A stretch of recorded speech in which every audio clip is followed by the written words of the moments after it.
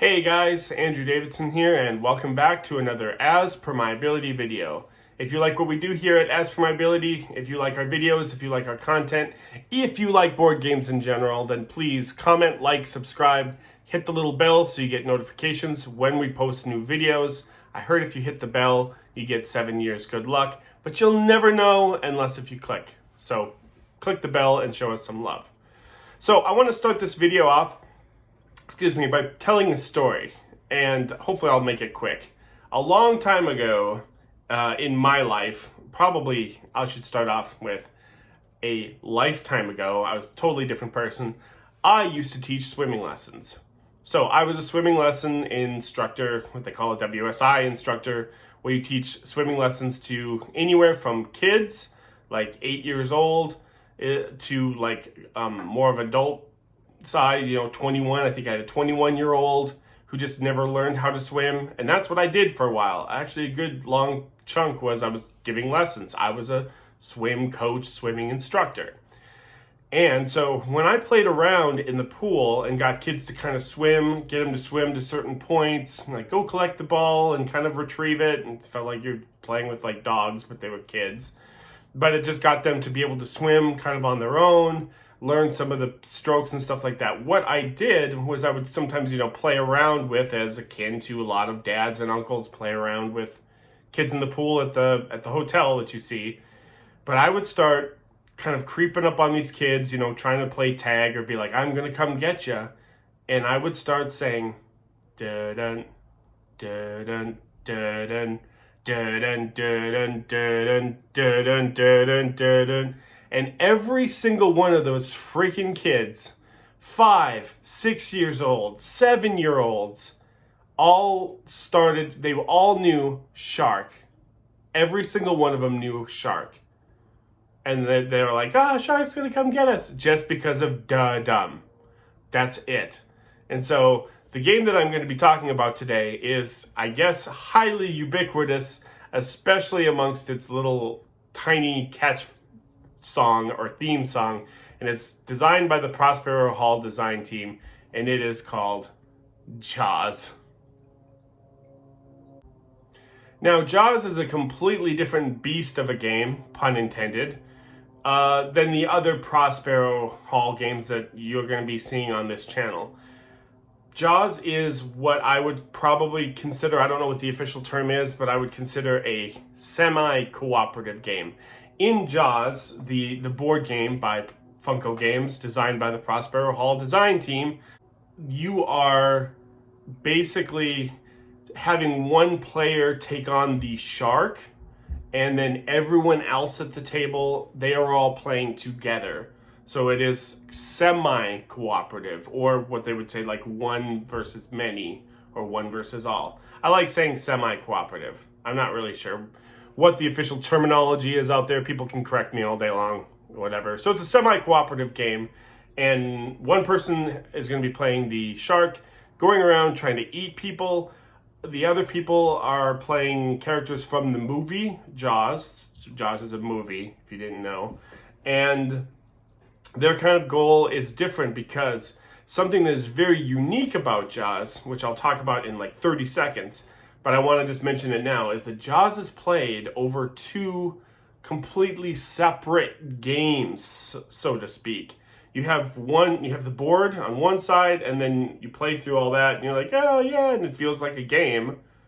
And then you go, okay, now we flip the board and we go to Act 2, and it plays completely different, with completely different objectives. You still have the Jaws player, and you still have your players or whatever playing their characters, but it's like watching 2 acts of a movie. And so you have your first act and second act.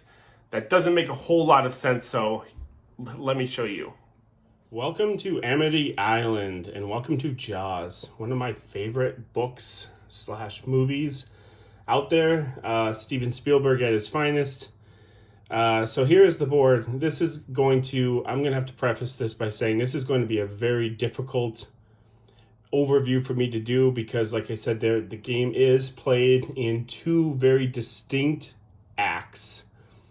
And so I'm going to have to kind of breeze through these 2 acts just to keep the time limit and the time frame down on the explanation, because I always try to just give a little bit of an overview just so that people can see what the game looks like, what the components look like, and hopefully that's enough for you to decide if like the game looks cool enough or no, it doesn't look for us. So in Act 1 of Jaws, here is Amity Island that takes place. First of all, I should say this is based and modeled off of the movie Jaws, one of my favorite. Players are going to be picking characters from the movie. Chief Brody, who's the protagonist. You got Quint, the like drunken sailor. Hooper, and then someone is always going to be playing the shark, the shark, the bad guy. And so this is a one person versus all, or semi-cooperative. So these people will all be working together against whoever the shark player is. So for the first act, the shark will be moving around the board in secret. And so you get a little pad here that the shark player will open up. You can see it's kind of a game already filled in here. And he has the island in front of him, so that way the shark doesn't have to stare too much at, parts of the board. He can kind of just look here and write down where he's going to be, because he moves in secret. The shark moves in secret. And he will go around every round. A card will come up, an event card that will populate swimmers around the beach, and the shark will move to those spots and eat those swimmers. That's the goal. He wants to eat as many swimmers as he can. Let's see, once he gets up to 9 swimmers, then that'll trigger the end. Or if the other guys, the good guys we'll call them, if they can hit the shark with 2 barrels, if they can attach 2 barrels on him, that will then trigger the end. And we will then flip the board to the second side. And so everyone else will be moving around the island. The only one who doesn't have a boat is Brody, because he doesn't know how to swim and he's scared of water, just like the movie. And so he kind of moves around the island, getting barrels and providing them to the other players, while Hooper and Quint do have boats and they can move their boats. They can be out in the water to try to tag the shark. So once one of those 2 things happens, either the shark gets 2 barrels attached to him or the shark eats 9 swimmers, then that ends this round, this act of the game. You flip the board over, and now you are at sea, where you will be populating the board here with the orca, which is the boat, as you see even here, Act 2. And so let me go ahead and kind of set that up really quick. I'll do this and show you how it looks.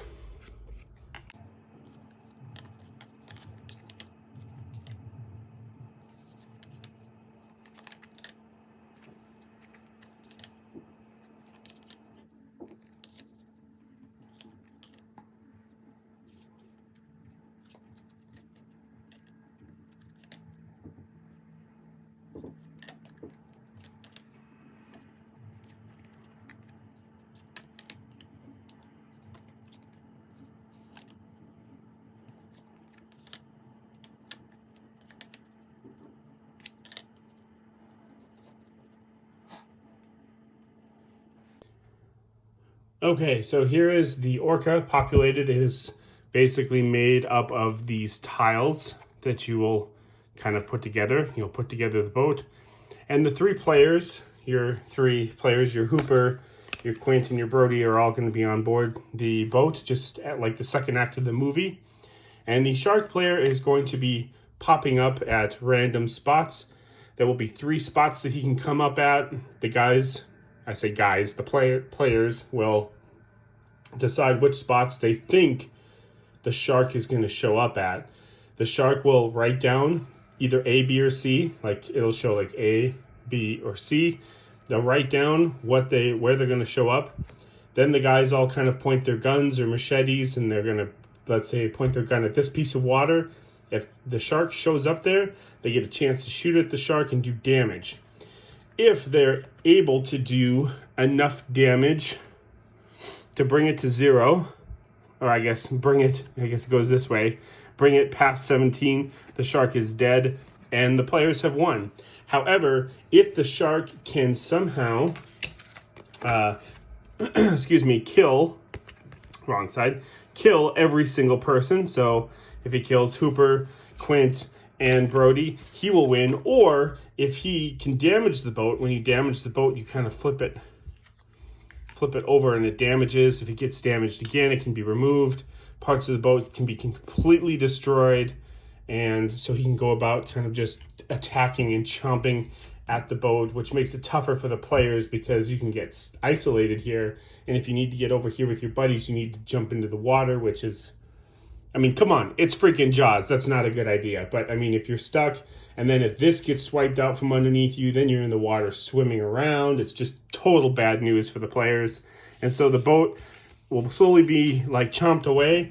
If the boat is completely destroyed, the Jaws player can win that way as well. So there are two ways for the Jaws player to win, and only one way for all of the heroes of this story to win the game, and that's basically just hooking, shooting, flare gunning, doing all the damage that they can to the Jaws player. So that's as much as I'm really going to go into. There's so much more on this side than on the other side of the board. This is basically just your typical hidden movement game. Really not a whole lot to it.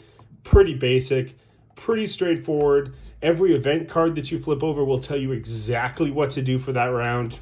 No questions, not a big deal. This side, on the other hand, is more of a combat. You'll be rolling dice.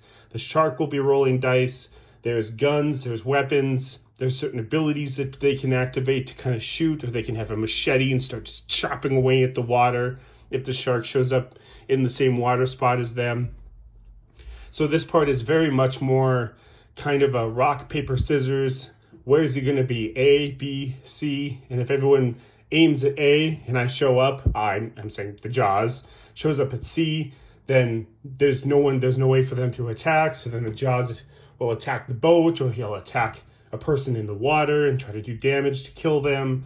This part, the second half, is really very distinctly and just a complete polarization of the first half, which the first half is very nice and neat and, oh, we should figure out he could have moved here, or he could have moved here. Whereas the second half is not like that at all. It is basically die, stupid shark, die. So that's as much as I'm going to go into in regards to the complexity. There's a lot of complexity on the second side as opposed to the first side. So hopefully that's enough to at least give you an idea of what it looks like. If it seems like an interesting game, let's talk more about it. And let's talk more about who I would recommend this game for.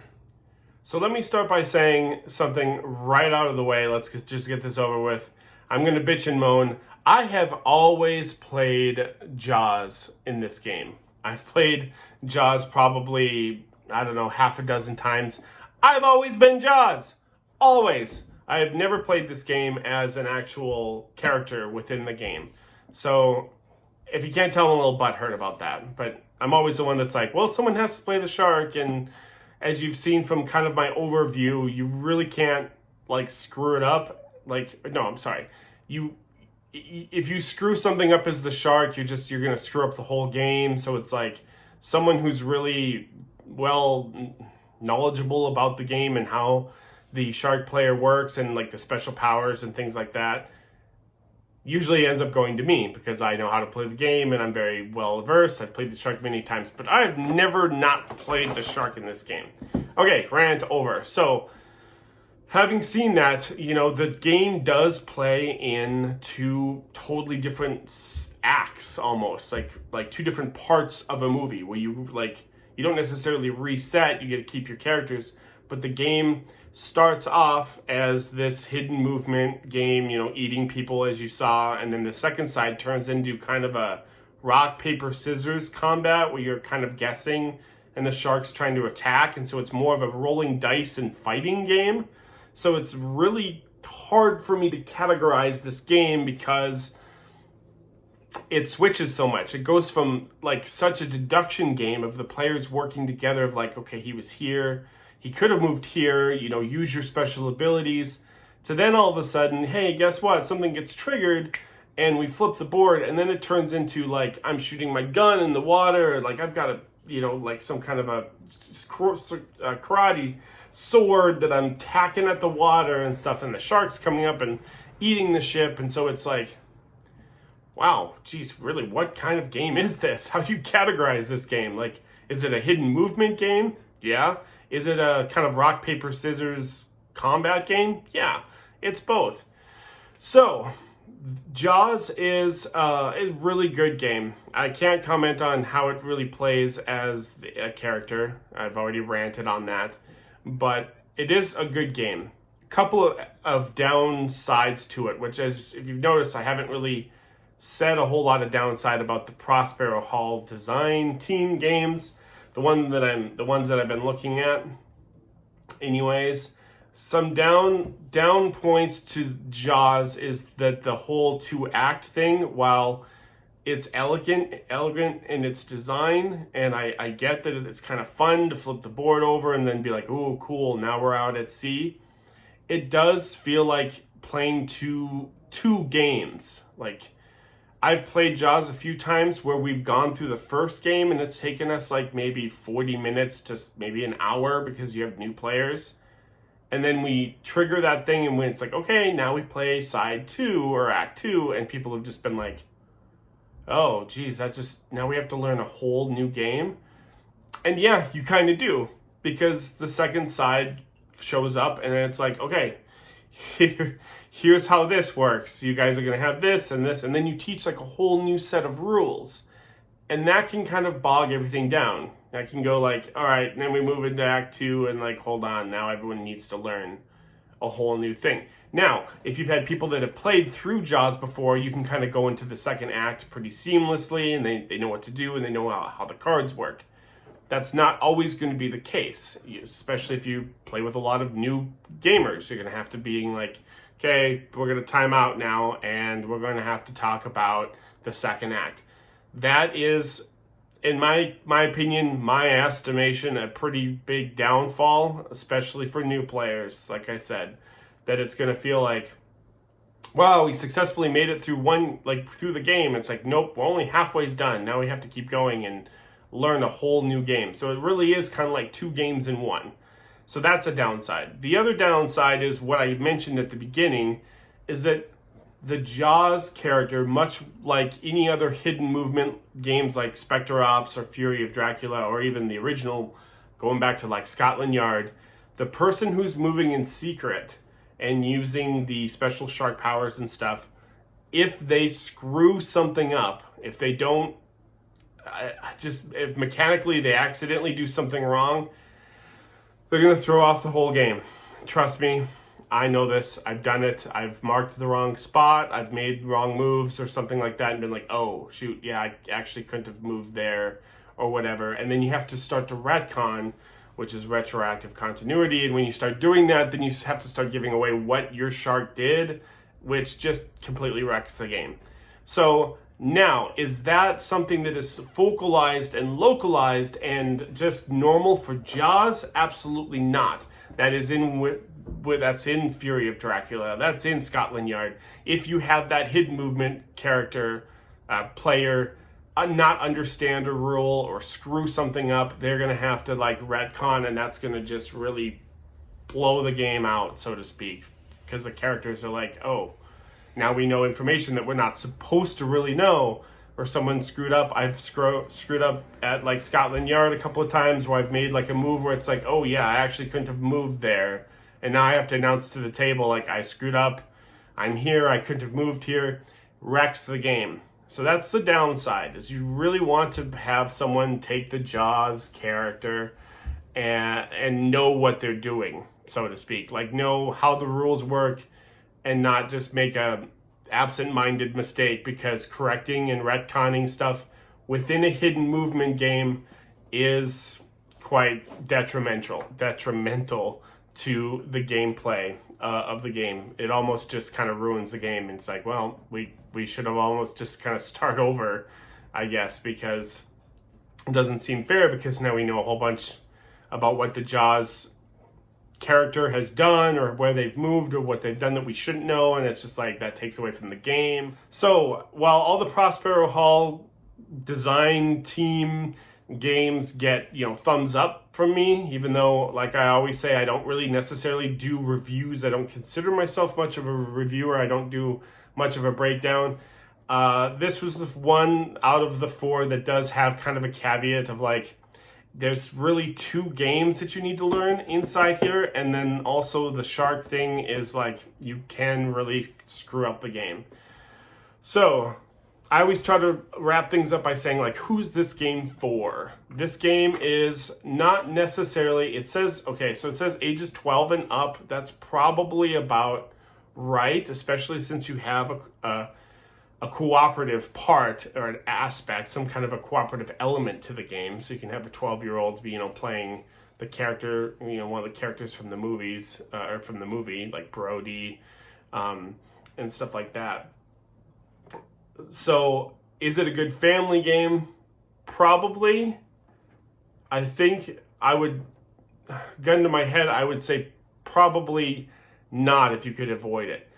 I think Horrified makes for a better choice if you're going to be moving towards, like, what game can we get that we play with the family a lot? Probably not Jaws. And the reasons are the ones that I already listed, so I'm not going to list them again. But Jaws is still a really fun game, a really great game to play, because it's quite different than most games that you would play.